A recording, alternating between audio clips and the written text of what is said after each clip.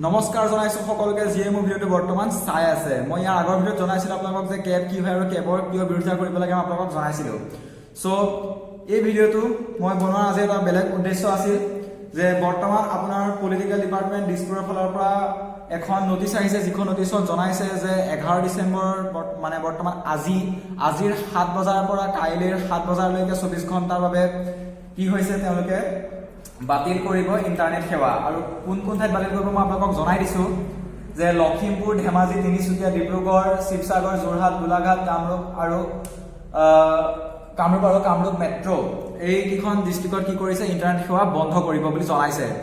এতিয়া তেওঁলোকৰ এই ইন্টাৰনেট সেৱা বন্ধ কিয় কৰিছে, কিয়নো ছচিয়েল মিডিয়াৰ জৰিয়তে ইউটিউব, টুইটাৰ, হোৱাটছএপ এইবিলাকৰ জৰিয়তে কি হৈছে যে কেবৰ বিৰোধিতা কৰাৰ বাবে মানুহক জনসচেতনতা আমি জগাই আছো বা সকলোৱে জগাই আছে যে আমি কেবৰ কিয় বিৰোধিতা কৰিব লাগে, আমি কেব যদি গৃহীত হয় আমাৰ কি কি অৱস্থা নাইকিয়া হ'ব। সব তেওঁলোকে কি কৰিছে যে এইবোৰ ঠাইত কি কৰিছে, এইবোৰ ডিষ্ট্ৰিক্টত তেওঁলোকে ইন্টাৰনেট সেৱা বন্ধ কৰি দিছে। কিন্তু চৰকাৰে ভাবিছে কি যে ইন্টাৰনেট সেৱা বন্ধ কৰি দিলে কি হ'ব, কি প্ৰটেষ্ট কমি যাব, কি আন্দোলন কমি যাব, কি আমি কেব মানি ল'ম, কি মানুহবিলাকৰ কি হ'ব জনসচেতনতা নাইকিয়া হৈ যাব।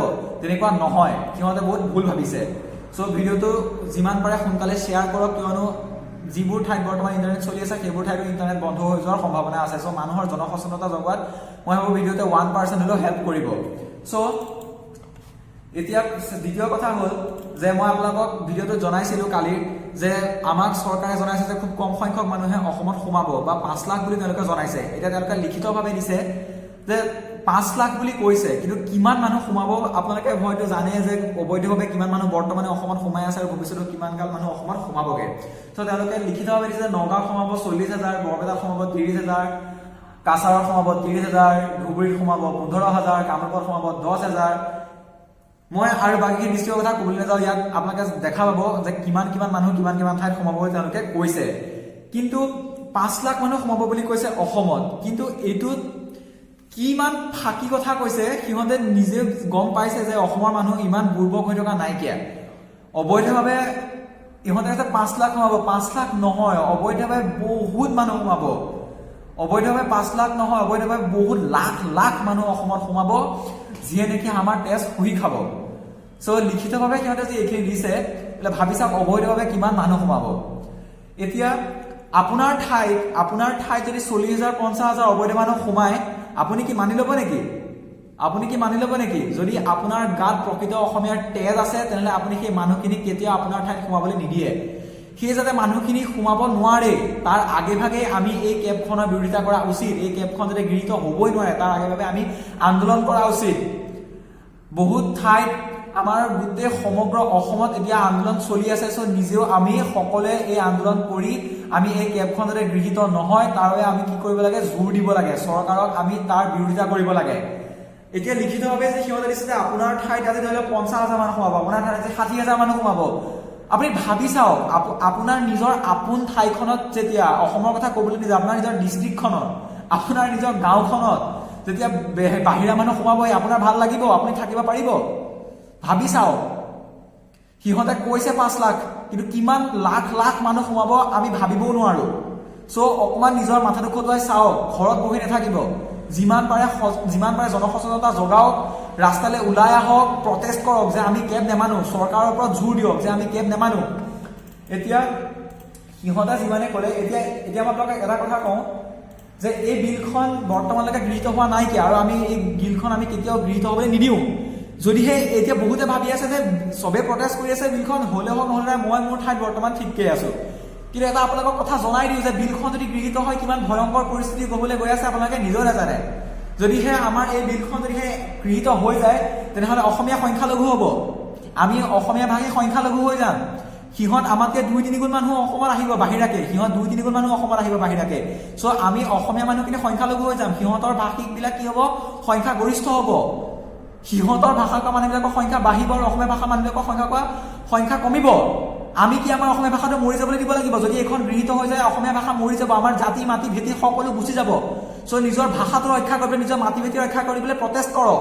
এই কেবখন আমি নেমানো, চৰকাৰৰ ওপৰত জোৰ দিয়ক। আৰু ছেকেণ্ড কথা হৈছে যে আমাৰ যিটো ৰাজ্যিক ভাষা আছে অসমীয়া ভাষা এতিয়া ৰাজ্যিক ভাষা হৈ নাথাকিব, সিহঁতৰ ভাষা মাতিব লাগিব আমি। যেতিয়া সংখ্যাগৰিষ্ঠ ভাষা সিহঁতৰ আহিব তেতিয়া অসমীয়া ভাষা লুপ্ত হৈ যাব। সিহঁতৰ ভাষা আমি মাতিব লাগিব যদিহে এই কেবখন গৃহীত হৈ যায়। যদিহে নিজৰ ভাষাক বচাবলৈ মন আছে তেনেহ'লে এই কেবখন প্ৰটেষ্ট কৰক, এই কেবখন আমি নেমানো, তাৰ বাবে চৰকাৰক জোৰ দিয়ক, যিমান পাৰে প্ৰটেষ্ট কৰক। এতিয়া চৰকাৰী মাটি কমিব। আপোনালোকে যেতিয়া বহুতে ভাবি আছে যে মইতো মোৰ ঘৰত মই বঢ়িয়াকৈ আছো, আহিব সিহঁত আহি পেলাই ক'ত থাকিব, আমাৰ এখন জেগাই নাই, বহুত জেগা আছে। আমাৰ মেইন ৰোডৰ কাষত কিমান চৰকাৰী মাটি আছে, আমাৰ ৰেল লাইনৰ কাষত কিমান চৰকাৰী মাটি আছে। সেই মাটিকালত আহি পেলাই ধুমধামকৈ আহি পেলাই 1.5-2 লাখ মানুহ বহি যাবহি, আপোনাৰ ৰাস্তা কাষতে 1 লাখ মানুহ বহি যাবহি। গম পাইছে? মাটি নাই বুলি নাভাবিব, থাকিবলৈ জেগা নাই বুলি নাভাবিব। চৰকাৰে যেতিয়া নাগৰিকত্বডাল দি দিব এইখন গৃহীত হৈ যোৱাৰ পিছত, তেতিয়া দেখিব যে আমাৰ ঠাইতে আহি পেলাই বেলেগ মানুহে আহি পেলাই ৰাজত্ব কৰি থাকিবহি, চাব পাৰিব। যদি সেইখিনি পৰিস্থিতি চাবলৈ মন লাগে তাহলে এই কেবখনৰ বিৰোধিতা কৰক, কেবখনৰ প্ৰটেষ্ট কৰক। আমি এই কেবখন নেমানো, চৰকাৰৰ ওপৰত জোৰ দিয়ক। এতিয়া তাৰ পিছত পইণ্টটো আহিছে যে যেতিয়া আমি চৰকাৰৰ পৰা যিবিলাক সুবিধা পাওঁ সেই সুবিধাবিলাক ভাগ ভাগ হৈ যাব, সেই সুবিধাবিলাক সিহঁতকো দিব লাগিব না। যেতিয়া সিহঁতৰ নাগৰিকত্বডাল পাই যাব তেতিয়া সেই সিহঁতকো, সেই যিবিলাক বাহিৰৰ পৰা মানুহ আহিব সিহঁতকো চৰকাৰে সুবিধা দিব। তেতিয়া ইন ফিউচাৰ আমি ভৱিষ্যতে আমি যিবিলাক সুবিধা পাবলগীয়া আছিল আমি সেই সুবিধাবিলাক নেপাম, বা পালে বহুত কম সংখ্যক হিচাপে পাম। কিন্তু সিহঁতৰ সংখ্যাগৰিষ্ঠ বোলে সিহঁতেও বহুতখিনি সুবিধা পাব না। চ' আমাৰ ভৱিষ্যত প্ৰজন্মই একো সুবিধা নাপায়, গম পাইছে? চ' ইয়াৰ বাবে বিৰোধিতা কৰক। জনবসতি আমাৰ অসমৰ পপুলেশ্যন বহুত বাঢ়ি যাব, গম পাইছে? যেতিয়া এগাল এগাল মানুহ সোমোৱাব তেতিয়া আমাৰ বহুত পপুলেশ্যন বাঢ়িব, যিটো আমি কেতিয়াও হ'বলৈ নিদিওঁ। এতিয়া আপোনাৰ যেতিয়া পইলা আমাৰ যিবিলাক মানুহ, আমি আপোনাৰ ফেমিলি, চাকৰি বাকৰি, নিবনুৱা সমস্যা, চাকৰি বাকৰি, বেপাৰ বাণিজ্য আশা বাদ দি দিয়ক। যেতিয়া আমাতকৈ 2-3 গুণ মানুহ আহি পেলাই অসমত সোমাই যাবহি, চাকৰি বাকৰি কোনে পাব? আমি যদি চাকৰি বাকৰি পাবলৈ আছে সেইবিলাক সিহঁতে পাই যাব, গম পাইছে? আৰু যদি ভাবিছে যে বহুত নিম্ন খাপৰ মানুহ আহিব, নহয়, পঢ়া শুনা কৰা মানুহ আহিব, টকা পইচা থকা মানুহ আহিব, গম পাইছে? পঢ়া শুনা কৰা মানুহ আহিব, টকা পইচা থকা মানুহ আহিব, সিহঁতে আহি পেলাই আমাৰ ইয়াত সোমাবহি। চ' নেভাবিব সিহঁতেও চাকৰি তাকৰি ল'ব, সিহঁতেও বেপাৰ বাণিজ্য কৰিব, আমাৰ নিবনুৱা সমস্যা বাঢ়ি গৈ থাকিব, আমাৰখিনিৰ সিহঁতৰ ঠিকে চলি থাকিব, গম পাইছে? চ' যদি নিজৰ ভৱিষ্যত প্ৰজন্ম জীয়াই ৰাখিবলৈ মন আছে এই কেবখন আমি কেতিয়াও মানি নলওঁ, তাৰ বাবে প্ৰটেষ্ট কৰক, যিমান পাৰে প্ৰটেষ্ট কৰক। আৰু মই এটা কথা কওঁ, ইণ্টাৰনেট সেৱা আমাৰ এইবোৰ ঠাইতে বন্ধ হৈ যাব। যিমান পাৰে ভিডিঅ'টো আমি শ্বেয়াৰ কৰক, আমি শ্বেয়াৰ কৰোঁ, সকলো ভিডিঅ'টো শ্বেয়াৰ কৰক, জনসচেতনতা জগাওক। আপোনালোকে যিমান পাৰে ছ'চিয়েল মিডিয়াত শ্বেয়াৰ কৰক যে এই কেবখন আহিলে আমাৰ কিমান অৱস্থা নাইকিয়া হৈ যাব আমাৰ, গম পাইছে?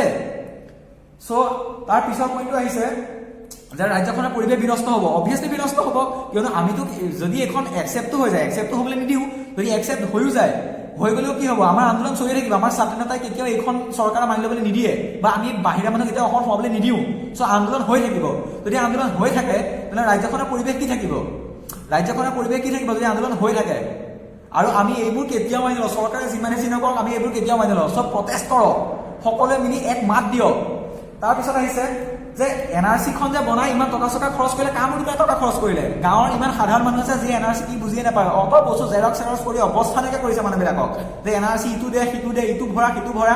যে ইমান কষ্ট কৰি যে মানুহবিলাকে NRC নাম চাম ভৰাইছে, কিবা কৰিছে, কি এনে ফাল্টু চৰকাৰে মানুহবিলাকৰ টাইম ৱেষ্ট কৰিছে, পইচা ৱেষ্ট কৰিছে, নিজেও পইচা ৱেষ্ট কৰিছে। কাৰ মূৰটো কাৰণে এইবিলাক কৰিছিলে? যদিহে এগাল বাংলাদেশী ভৰাবলৈ আছিলে অসমত, তেনেহ'লে এই NRC কাৰ মূৰটো কাৰণে বনাইছিলে? এনে পইচা খৰচ কৰিছে, হয় নে নহয়? তাৰপিছত আহিছে নিবনুৱা সমস্যা বৃদ্ধি হ'ব, কৰ্ম সমস্যা বৃদ্ধি হ'ব। মই আপোনালোকক জনাই দিছোঁ কেনেকুৱা অৱস্থা নাইকিয়া হ'ব, জনসংখ্যাৰ বিস্ফোৰণ, পপুলেশ্যন বাঢ়ি যাব। চ' নিজৰে অৱস্থা নাইকিয়া হ'ব। যে আমাৰতো ব্যৱসায় বাণিজ্য, চাকৰি বাকৰি চব এৰি দিয়ক, সংখ্যাগৰিষ্ঠ মানুহ আহিব, নিজৰ ভাষা গ'ল, নিজৰ মাটি গ'ল, নিজৰ ভেটি গ'ল, নিজৰ একো নাথাকিব, অসমীয়াৰ অস্তিত্ব একো নাথাকিব, অসমীয়া ভাষা একো নাথাকিব। যদিহে এই ভয়ংকৰ দিনবিলাক দেখিবলৈ মন নাই তেনেহ'লে কেবৰ বিৰোধিতা কৰক। আৰু এই কেবৰ সমৰ্থন কৰাকেইটা কৈ আছো, ভাবিছা যিকেইটা কথা কৈছো, ভাবিছা তোৰ দিন আহিব, তোৰ ফেমিলিৰ দিন আহিব, তই নিজেও মৰিবি, নিজৰ ভৱিষ্যত প্ৰজন্মকো মাৰিবি তই, যদিহে তই কেব সমৰ্থন কৰি আছ। যিকেইটা কথা কৈছ মাথাত সোমোৱাই চা, গম পাইছ কি অৱস্থা হ'বলৈ গৈ আছে। আৰু যদি আন্দোলন চলিয়ে থাকে অসমৰ কি অৱস্থা হ'ব, গম পাইছ? চ' নিজৰ নহ'লেও নিজৰ ফেমিলিৰ হকে ভাবিছা, এই কেবখন যদি হৈ যায় কি অৱস্থা নাইকিয়া হ'ব। চ' মই সকলোকে অনুৰোধ জনাইছো যে এইবোৰ যদি দেখিবলৈ মন নাইকিয়া, সকলোৱে কেবখনৰ বিৰোধিতা কৰক। আমি কেবখন নেমানো, আমাৰ হাতত বেছি সময় নাইকিয়া। ত' জনসচেতনতা জগাই তোলক, আমি কেবখন নুতুলো, চৰকাৰৰ ওপৰত আমি জোৰ দিব লাগে। মই সকলোকে অনুৰোধ জনাইছো কেবখনৰ বিৰোধিতা কৰক, যিমান পাৰে ৰাস্তালৈ ওলাই আহক, প্ৰটেষ্ট কৰক, ছ'চিয়েল মিডিয়াত যিমান হওক কৰক, টুইটাৰত টুইট কৰক, যিখন পিটিশ্যন আছে পিটিশ্যনখন চাইন কৰক, মুঠতে চৰকাৰক জনাওক যে আমি এইবোৰ মানি নলওঁ, আমি কেব মানি নলওঁ। জয় আই অসম।